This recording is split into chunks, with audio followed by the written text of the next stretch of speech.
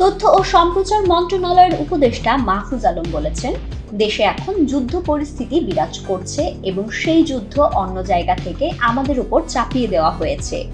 একটা control room থেকে সে যুদ্ধের প্রতি সপ্তাহ ও দিনের কর্মসূচি চালু করা হয় এবং মনিটর করা হয়। আমাদের সেই যুদ্ধের বিরুদ্ধে ঐক্যবদ্ধ হয়ে প্রতিরোধ করতে হবে। সোমবার দিবাগত রাত ৩টার দিকে তার ভেরিফাইড ফেসবুক অ্যাকাউন্টে এক স্ট্যাটাসে এসব কথা বলেন তিনি। গণ অভ্যুত্থানের বিরুদ্ধ শক্তি একটি ছদ্মযুদ্ধ চালাচ্ছে শিরোনামে উপদেষ্টা বলেন, দেশ জুড়ে তোলপাড় ওয়ালটন ফ্রিজ কিনে আপনিও হয়ে যেতে পারেন মিলেনিয়ার। গতকাল মাননীয় প্রধান উপদেষ্টার সভাপতিত্বে একটি পর্যালোচনা সভায় নারী শিশুর বিরুদ্ধে নিপীড়ন ও সহিংসতা নিরোধে ব্যবস্থা গ্রহণ, নিষিদ্ধ সংগঠনের কার্যক্রমের বিরুদ্ধে কঠোর অবস্থান গ্রহণ এবং সার্বিক আইন শৃঙ্খলা পরিস্থিতির উন্নতি নিয়ে আলোচনা হয়েছিল। আমরা সংবাদ সম্মেলনে বলেছিলাম, সরকার কঠোর অবস্থানে যাবে।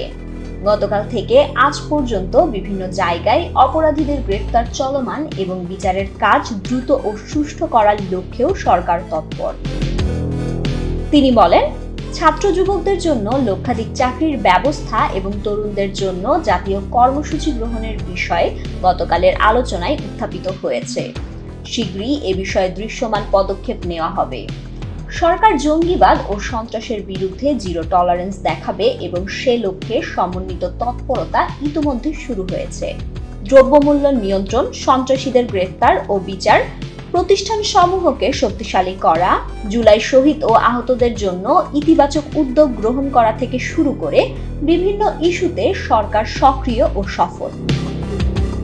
কিন্তু সামরিক বেসামরিক আমলাতন্ত্র, ব্যবসায়ী শ্রেণী ও মিডিয়ার মধ্যকার গণ অভ্যুত্থানের শক্তিগুলোর বিরোধ, স্বার্থান্বেষী ও মতান্ধতা, অন্যদিকে গণ অভ্যুত্থানের বিরুদ্ধ শক্তির ঐক্যবদ্ধ হয়ে ক্রমশ উত্থান সরকারকে বেকায়দায় ফেলেছে।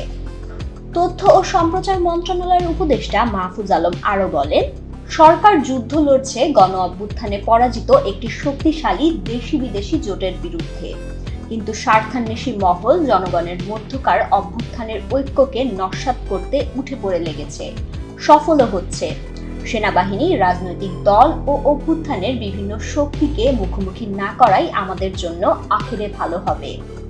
তিনি বলেন, আমাদের মনে রাখতে হবে, দেশে এখন যুদ্ধ পরিস্থিতি বিরাজ করছে এবং সেই যুদ্ধ অন্য জায়গা থেকে আমাদের উপর চাপিয়ে দেওয়া হয়েছে। একটা কন্ট্রোল রুম থেকে সে যুদ্ধের প্রতি সপ্তাহ ও দিনের কর্মসূচি চালু করা হয় এবং মনিটর করা হয়। আমাদের সেই যুদ্ধের বিরুদ্ধে ঐক্যবদ্ধ হয়ে প্রতিরোধ করতে হবে। রাষ্ট্র সংস্কার, গণহত্যা ও লুটপাটের বিচার, প্রতিষ্ঠান সমূহের পুনরুজ্জীবন ও গণতান্ত্রিক রূপান্তর সহ নানা বিষয় আমাদের লক্ষ্য থেকে হারিয়ে যাচ্ছে।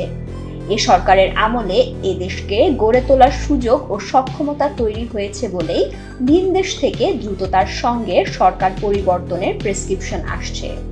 কিন্তু নির্বাচন যথাসময়েই হবে এবং জুলাই সনদের ভিত্তিতে এদেশে নির্বাচনের আগেই রাষ্ট্র সংস্কারের দৃশ্যমান অগ্রগতি ঘটবে এবং খুনি, ধর্ষক ও লুটেরাদের বিচার হবে।